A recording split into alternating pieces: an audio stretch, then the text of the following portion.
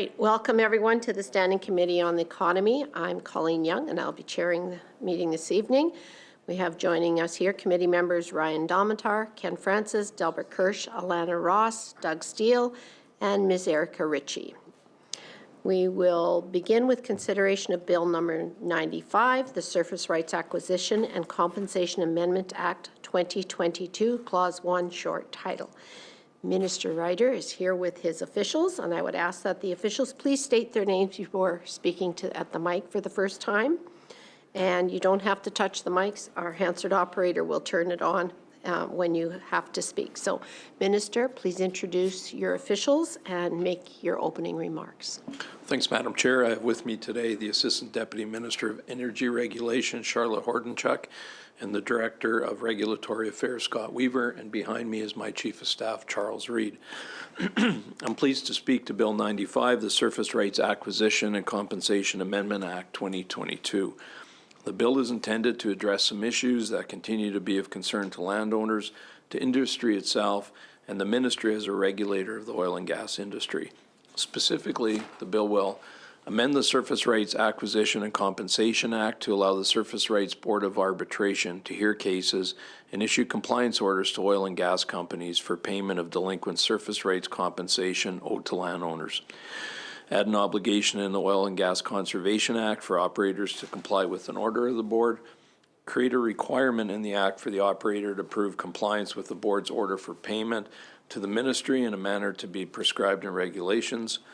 Establish power in the Act to prescribe in regulations the maximum allowable compensation that can be awarded by the board for off-lease damages, and introduce various housekeeping amendments to update and modernize the Act. It's important to remember that if landowners do not own the mineral rights under their property, a landowner cannot prevent access to their land to the holder of those mineral rights. Surface rights compensation is meant to repay landowners for agricultural and other ongoing impacts caused by oil and gas facilities on their properties. As of now, neither the ministry nor the board can assist landowners in recovering unpaid surface rights compensation. And while the ministry can suspend a company's operations in certain circumstances, it currently has no authority to impose sanctions when a licensee hasn't paid surface lease rentals to landowners. That leaves landowners with one option to recover unpaid surface lease rentals, and that's going through the courts on their own, assuming a delinquent licensee is still in business. Often that option is not pursued because of the cost of litigation. During March of 22 to May of 22, the ministry engaged with industry and various stakeholder groups, including the Canadian Association of Petroleum Producers, the Explorers and Producers Association of Canada, the Saskatchewan Headquartered Oil Producers, the Saskatchewan Cattlemen's Association, the Saskatchewan Stock Growers Association, the Agricultural Producers Association of Saskatchewan, the Saskatchewan Association of Rural Municipalities, the Surface Rights Board of Arbitration, the Ministries of Environment and Agriculture, and received feedback from individual landowners. In general, the ministry received positive feedback from respondents on the ability for the board to hear matters of non-payment, and for the board to make orders for payment, and for the ministry to act to suspend an operator's licenses if they fail to comply with that order. Industry is well aware of the importance of ensuring landowners are paid their financial obligations, and the black eye non-payment can give the industry as a whole. The bill will better align Saskatchewan with the surface rights legislative regimes already established in Alberta and British Columbia. For years, these provinces have allowed their respective surface rights boards to hear cases and to issue orders demanding payment of delinquent surface lease rentals. The bill also gives the ministry the ability to use its regulatory powers to help compel payment from delinquent operators. The bill also proposes to establish power in the Act to prescribe in regulations the maximum allowable compensation that can be awarded by the board for off-lease damages. The Act currently only allows a maximum award for damages of $1,000. Landowners are requesting that amount be increased to provide adequate compensation in those instances of damage. The maximum damages amount will be set in regulations, which the ministry is currently engaging on. Finally, the bill introduces various housekeeping amendments to update and modernize the Act, including allowing for a notice of service pursuant to the Act to be served electronically, in addition to service in person or by registered or certified mail. Removal of redundant and obsolete provisions that have been superseded by other sections of the Act. Repealing sections 56 to 59 of Part 6 of the Act that duplicate the robust science-based site reclamation process under the Oil and Gas Conservation Act, governing the restoration of landowners' property impacted by oil and gas activity, and requiring operators to control pests in addition to weeds at well and facility sites. And with those opening comments, Madam Chair, we'd be happy to take any questions. Thank you, Minister. I'll open the floor to committee members now, and I'll recognize Ms. Ritchie. Thank you, Madam Chair. In consultation with stakeholders, one of the issues that has come up is limits on surface rights where operations are dormant, and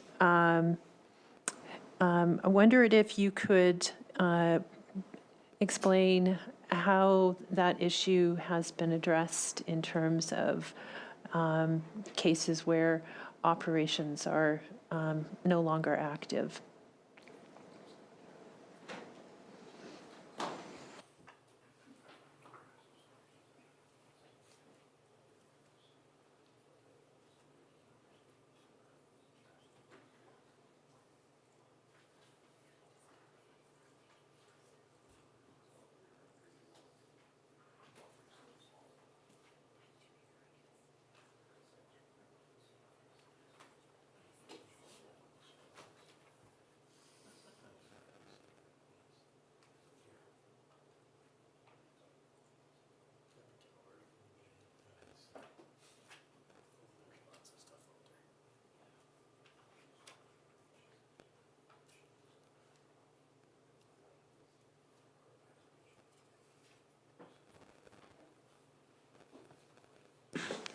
Can I just clarify your question? When you said dormant, were you referring to an orphan well, or were you referring to when the company's no longer in business? I think it applies to all. Like the way it was sort of explained to me was that sometimes an operation can just, not be orphaned, but it's, for whatever reason, operation has been paused, perhaps, or. Okay, I think they would have been referring to an orphan well likely then. Okay. Okay.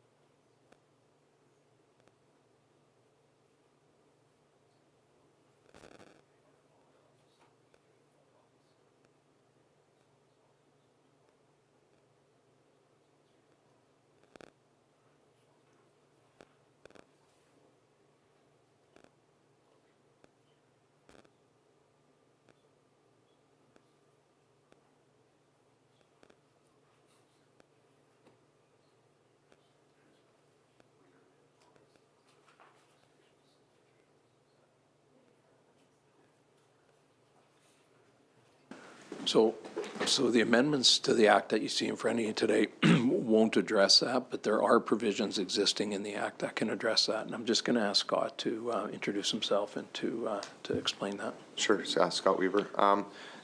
Once the site becomes orphaned, then it falls into the orphan well program, and then the intent of that program is to clean up and remediate that site as soon as possible without that. So the ongoing surface payment kind of ends once it ends to when it enters the orphan program. The orphan program doesn't have a mechanism to address outstanding or ongoing surface lease payments, but the aim of the program is to get those sites as cleaned up as quick as possible and return to the landowner in the original states. I believe that the concern had more to do with cases where production has been paused, and there is some intent maybe down the road. They want to keep their options open to then bring it back into production, and the concern is that this is impacting on the compensation that's received during those times when they're not in production.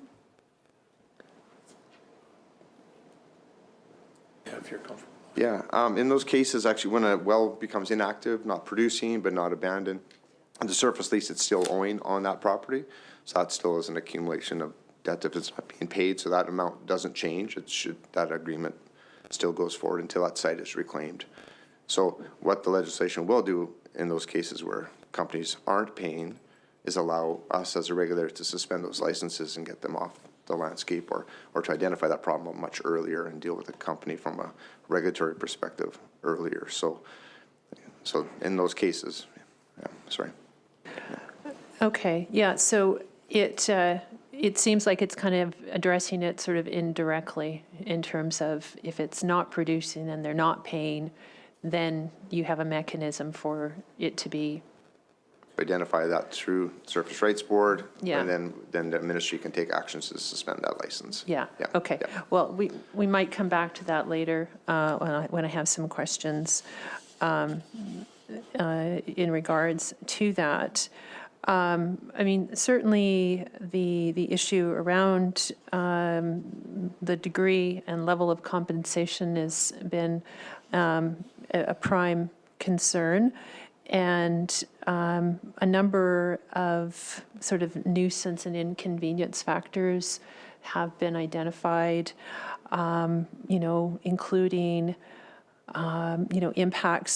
negative impacts to agricultural production from decreased grass production from dust and increased respiratory issues in livestock from dust, decreased grass utilization and grazing distribution as a result of vehicle traffic, potential for injured or euthanized animals from vehicle collisions. I note that there is amendments in the Act around noxious and invasive weeds, but these other inconvenience factors, as I'll call them, are also of concern to stakeholders.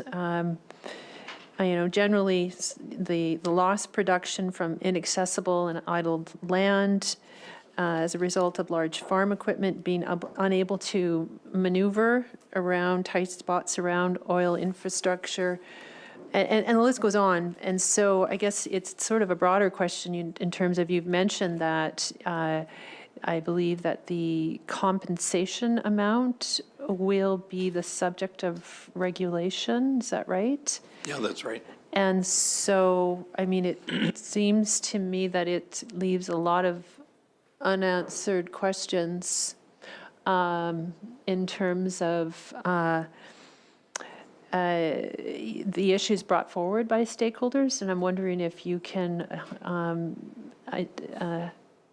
address how these factors will be considered.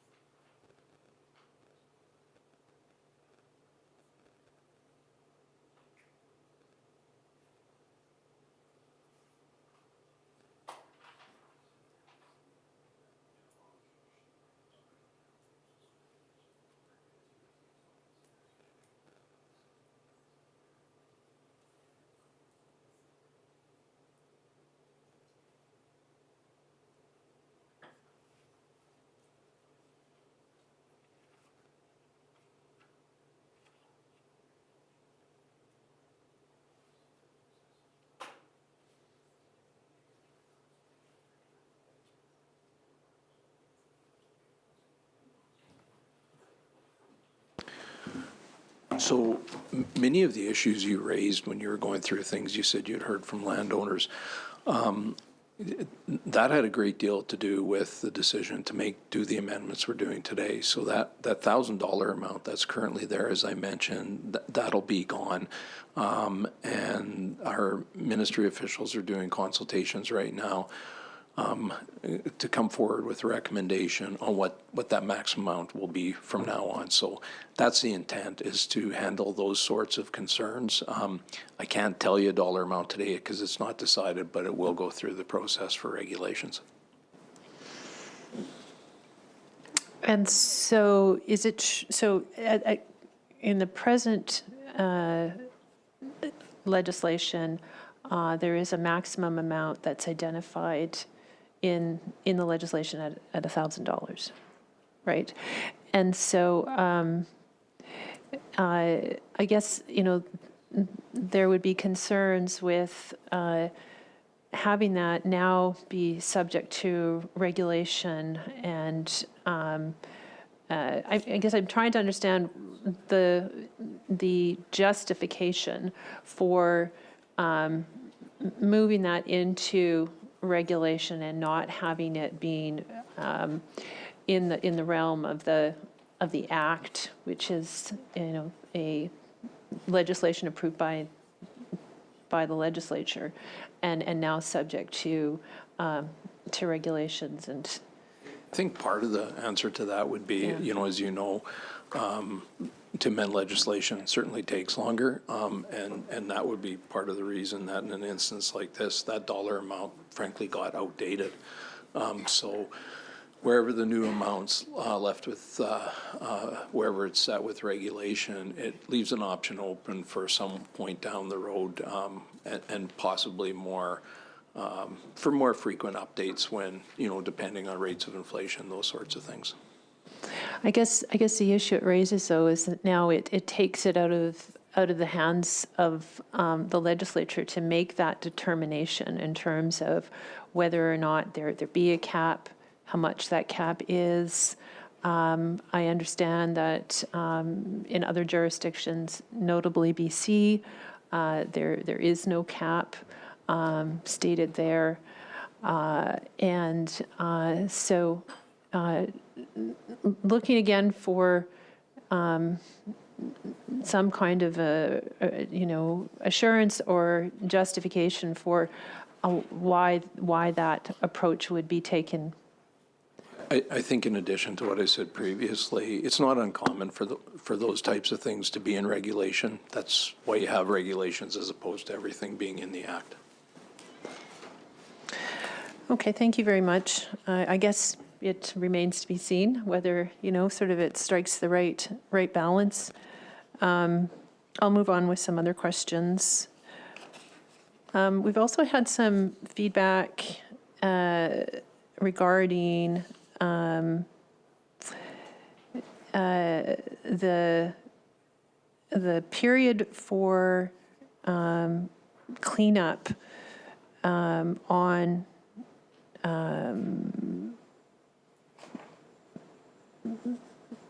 I guess sites that have been taken out of production. Can you please explain how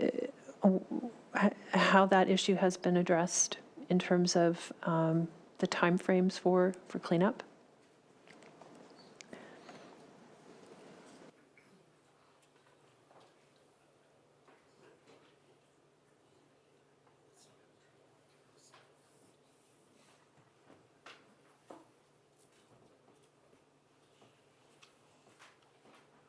Just for clarification, when that question, are you referring to inactive wells or orphan wells? Inactive. Okay.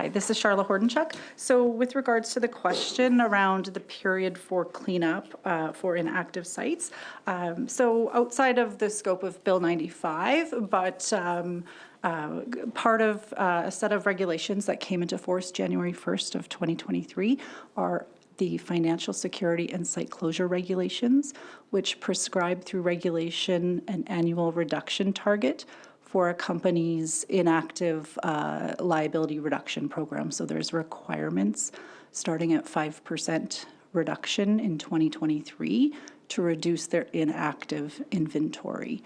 So that's for the purposes of abandonment. And while those sites are still with an owner, with a company, there's requirements there around site maintenance. So when a site is abandoned, it's not necessarily on a schedule for reclamation. And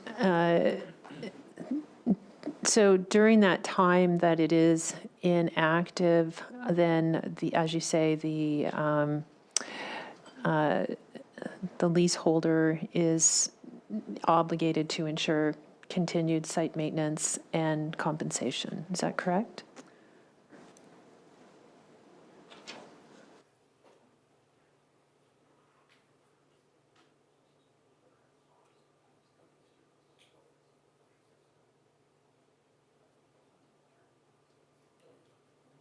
So just in response to that question, I guess the shorter answer would be yes. Unless there's some other arrangement that the company has made with the landowner, but it would be subject to the requirements to maintain the site and part of that lease agreement. Okay. Another issue that's come to my attention is concerns around transparency of lease agreements between surface rights holders and leasers. What is the current, so how is the legislation addressing the issue of transparency? I understand in some other jurisdictions, those agreements are public and filed with the surface rights boards. Will that be the case with these amendments?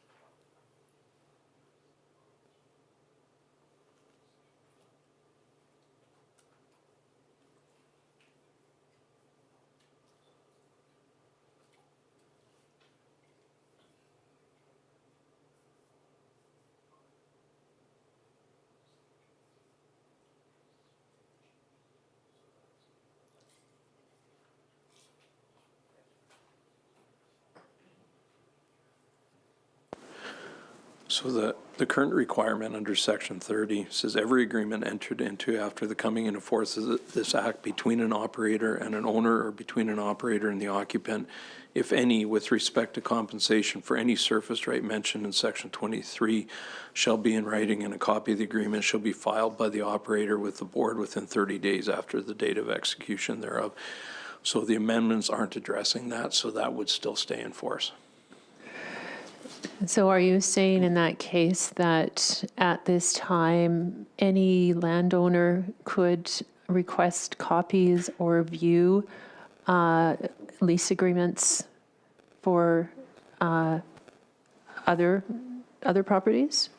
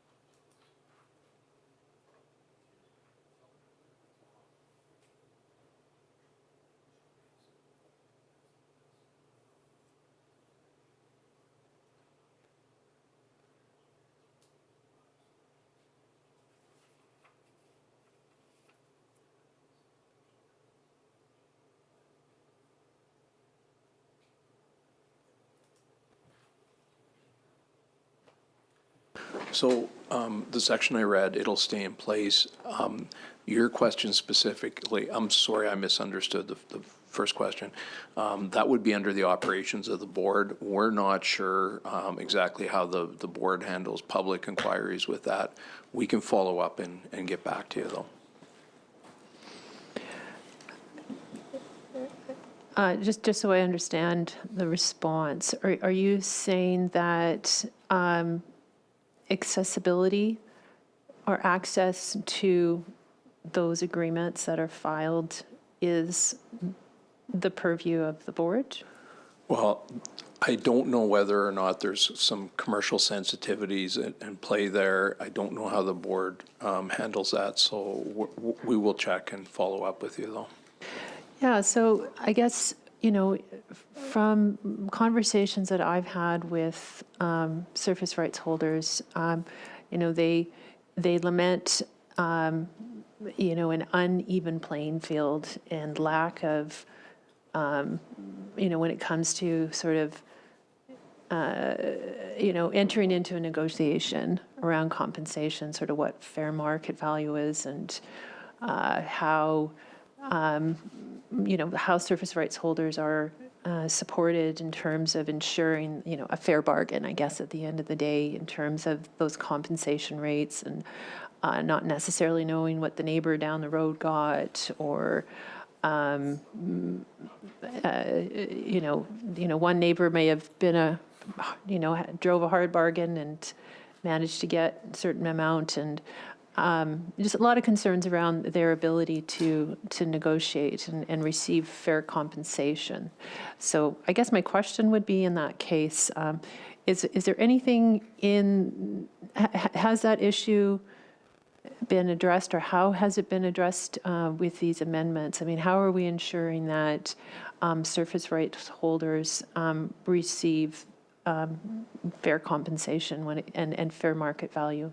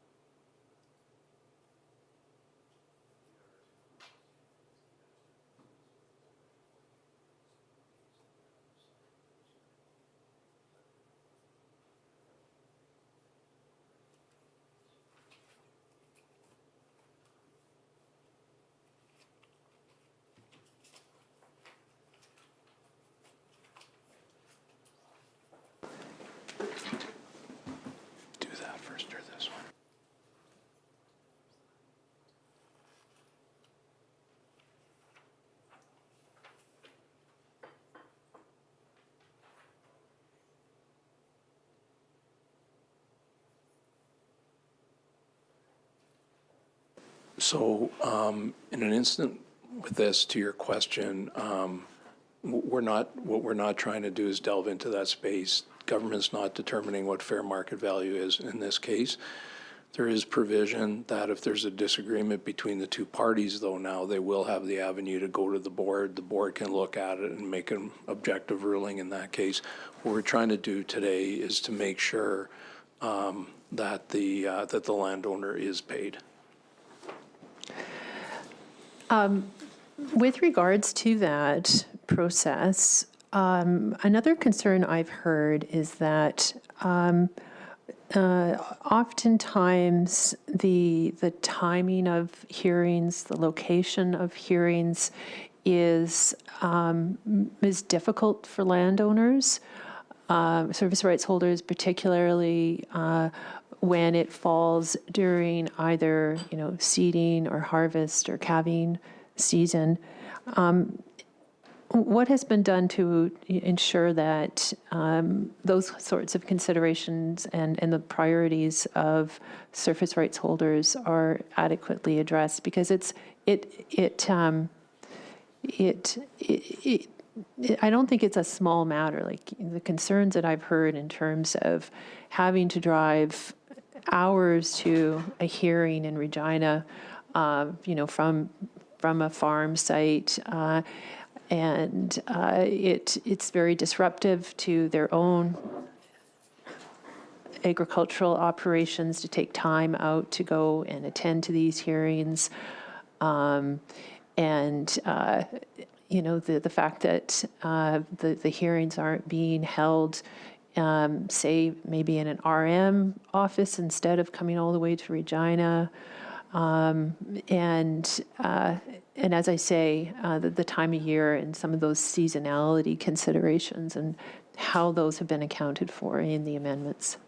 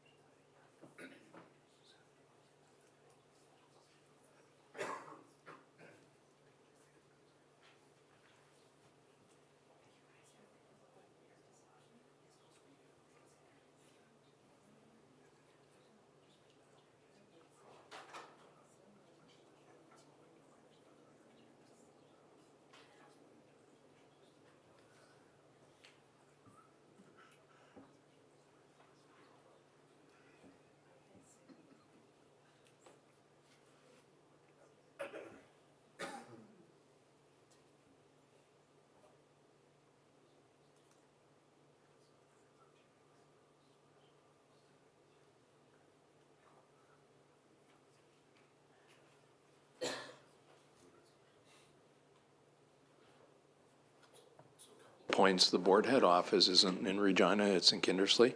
And the folks are telling me that I think it's relatively recently, I'm assuming probably during COVID, allowance was made for virtual hearings as well. So I think there's some avenues being taken to kind of address the concerns that you had raised.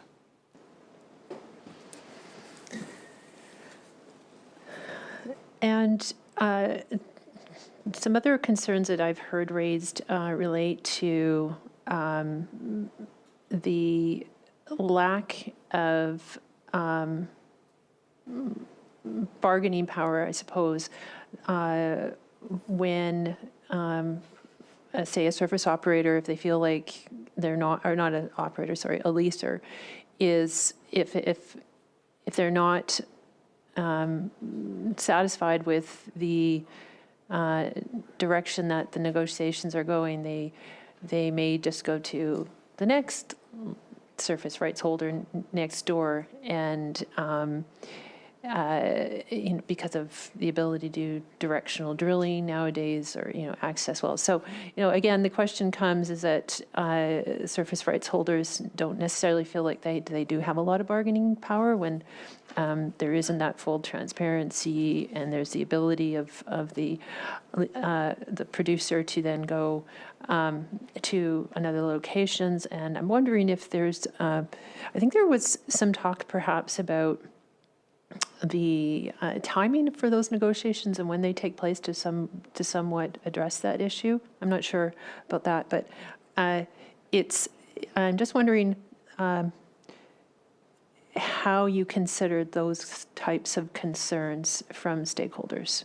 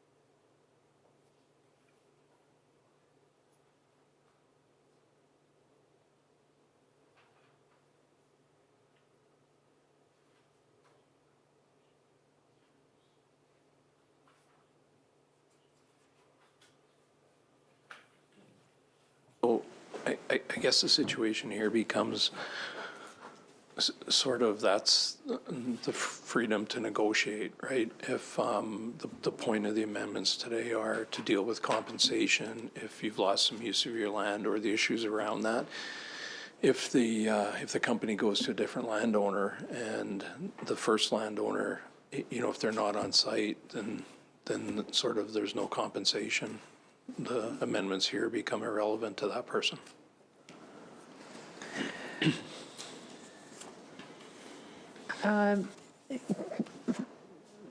Staying on the topic of compensation, I understand, as you say, that this is something now that's going to be subject to regulations, but this is really my only opportunity to sort of, bring forward these concerns of stakeholders. So another concern and issue that's been raised is the compensation for pipeline rights of way. And it's my understanding currently that that is, and other facilities, and whether, I'm not clear on sort of what the current framework is right now, but the concern that's come forward is one around the lack of compensation for pipeline rights of ways. And can you please tell me how that's currently being addressed and how that might change with the amendments?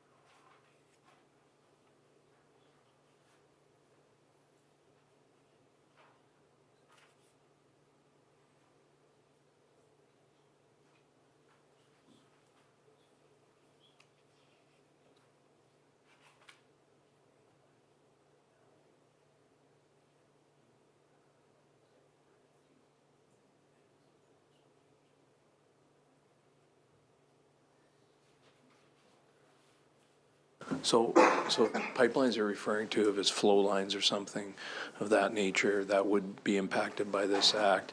There's already provision in the act that they can apply to the board, and nothing in the amendments is going to change that.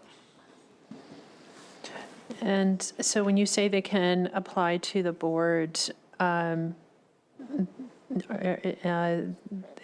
current framework allows for compensation by, or is that the decision of the arbitration board? The framework allows for compensation. And, okay, I can take that at face value. I'm just trying to understand why it would have come up repeatedly from stakeholders in terms of the degree of compensation, whether or not they are compensated, the amount, and if there had been feedback to that effect from stakeholders. You mentioned that you had consulted with what, how that might have been considered in terms of these amendments.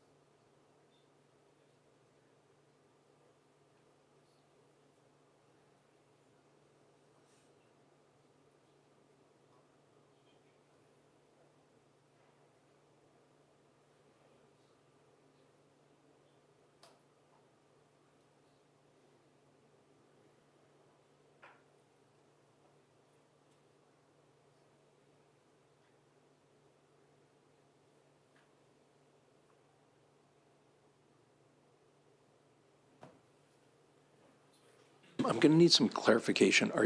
You're talking about annual compensation then? I'm not sure. Are there different types for rights Yeah. of way? Yeah, I think so. So I apologize. I'm not clear. You had several questions kind of all rolled into one there. Yeah, I guess the nub of it is the concern raised by stakeholders regarding compensation for pipeline rights of ways, and you've already indicated that there's provisions in the current act to receive that compensation. And my question was around, did this issue, even though it's maybe not addressed in these amendments, I mean, did this issue come up in your consultations? And how was that resolved?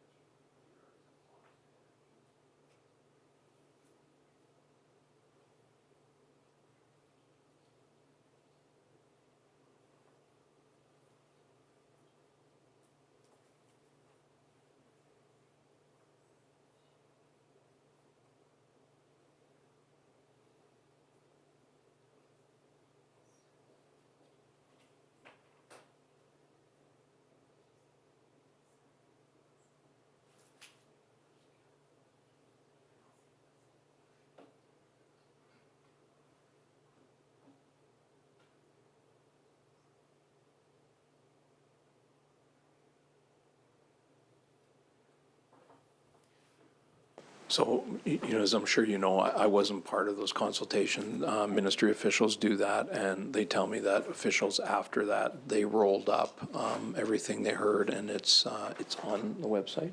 Yeah, it's on the website now. So whether that one in specific was, I'm not sure, but it's available publicly. Okay. I'd like to get into the Section 86 around order for payment,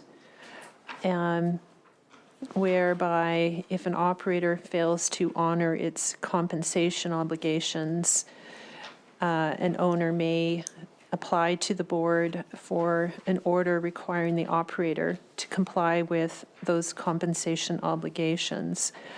And it mentions in an approved form and manner, and I'm wondering if you could tell me what that might be.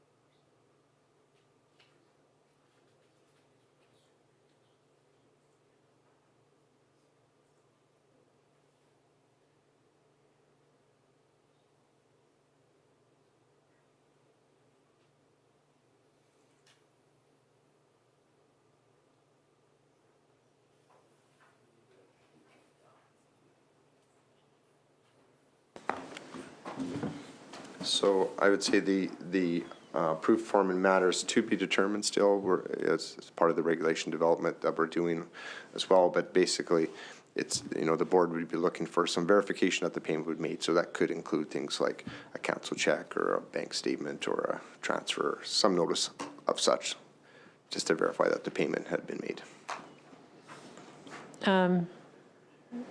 Okay. And I see that an applicant pursuant to subsection 1 must be made no earlier than 3 months after the date on which payment for compensation was due. How did you arrive at that time frame?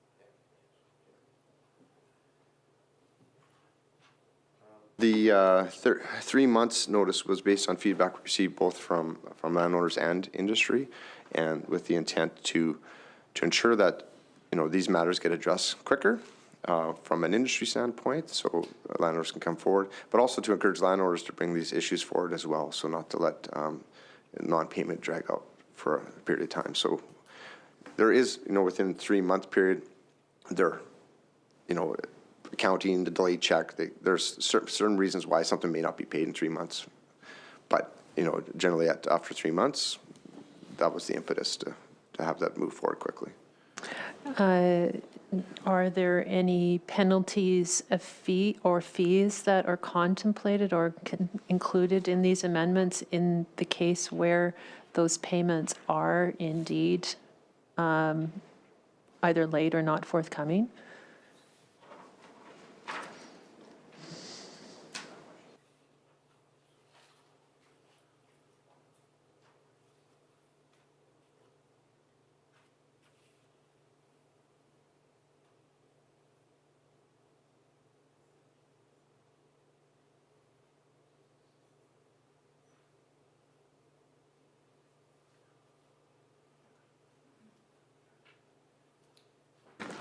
So in response to the question about penalties or other matters to deal with it, I would say if the payment is not made, then the amendments enable the ministry as regulator to suspend a license if the proof of payment cannot be in fact proved out, and if the payment is not made, then that authority is enabled to suspend a license. And so there's existing provisions, you're saying, within the legislative framework to take that course of action? I'm just looking for confirmation. So the amendments are what would create that provision for the regulator to suspend a license if proof of payment and payment is not made. Under what section would I find that?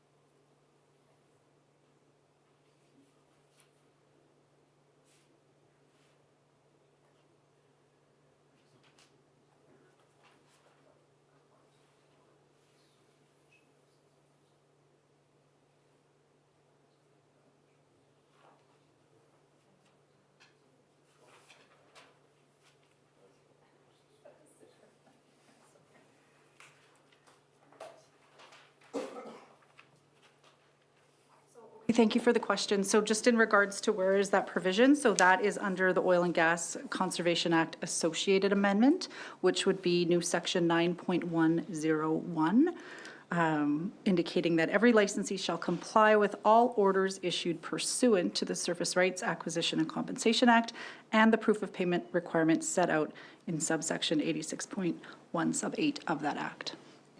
Okay. Thank you for that answer. And I guess that would cover off on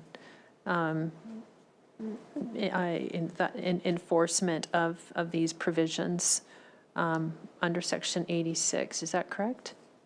That's correct. Okay.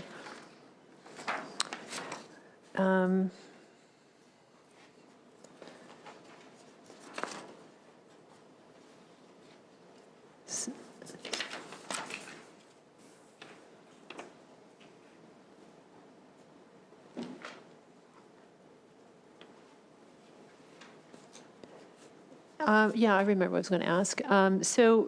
In terms of the process that's just been described and sort of the rights of the surface rights holder with regards to this, I mean, you indicated in one of my earlier questions that you're not finding in all cases that landowners are coming forward in a timely fashion when these kinds of issues are arising. And so maybe it's kind of a twofold question, but what efforts is the ministry undertaking to ensure that the process will be, as amended, will be understood and communicated to those rights holders, and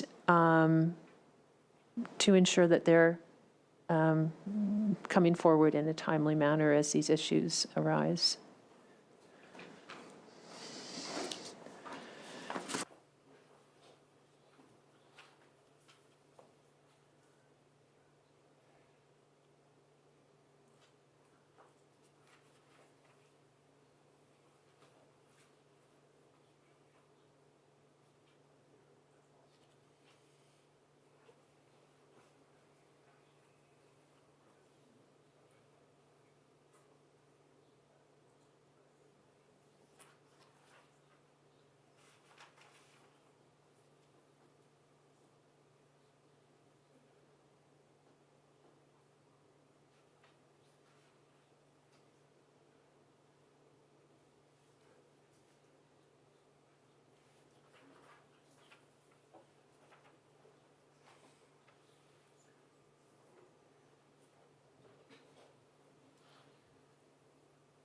Sure. So I think the mechanism for communicating that will be similar to how we've done the consultation. So involved in the consultation were numerous kind of associations, so SARM and APAS and landowner groups and stakeholder groups. So we would provide that information back to those groups to distribute to their membership and the community broader.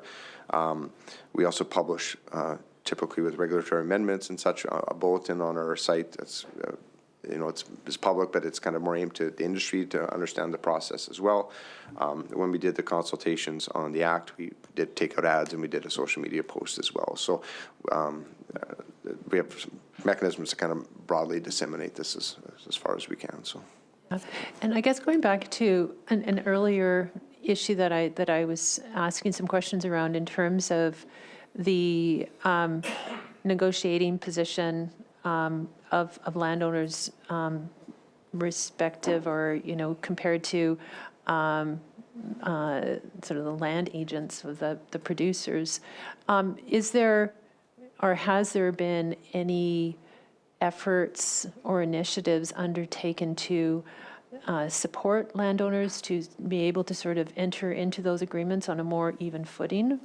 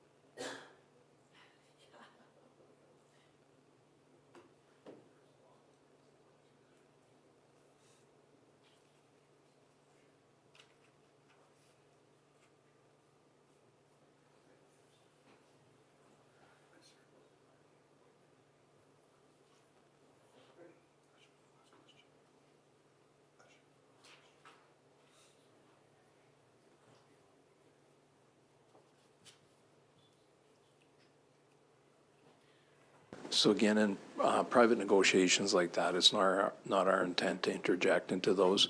There are, however, though, some landowner associations, those sorts of organizations that often share information. Our intent with the amendments here is to make sure that the landowners get paid. And given the time, just one final quick question. It's also come to my attention that some of the stakeholders would like all pipelines, flow lines, and power lines to be registered with SASC first or a similar line identification system. Is that something that is being endeavored?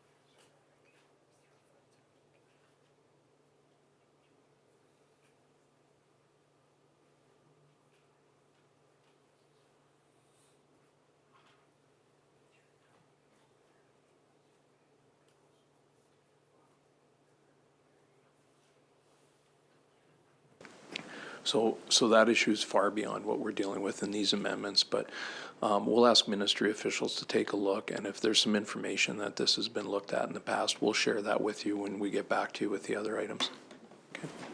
Thank you, Minister. No further questions, Madam Chair.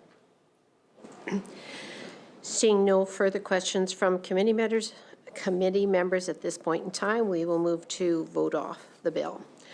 Clause 1, short title, is that agreed? Carried. Clause 2, is that agreed? Carried. Clause 3, is that agreed? Carried. Clause 4, is that agreed? Carried. Clause 5, is that agreed? Carried. Clause 6, is that agreed? Carried. Clause 7, is that agreed? Carried. Clause 8, is that agreed? Carried. Clause 9, is that agreed? Carried. Clause 10, is that agreed? Carried. Clause 11, is that agreed? Carried. Clause 12, is that agreed? Carried. Clause 13, is that agreed? Carried. Clause 14, is that agreed? Carried. Clause 15, is that agreed? Carried. Clause 16, is that agreed? Carried. Clause 17, is that agreed? Carried. Clause 18, is that agreed? Carried. Clause 19, coming into force, is that agreed? Carried. Her Majesty, by and with the advice and consent of the Legislative Assembly of Saskatchewan, enacts as follows: the Service Rights Acquisition and Compensation Amendment Act 2022.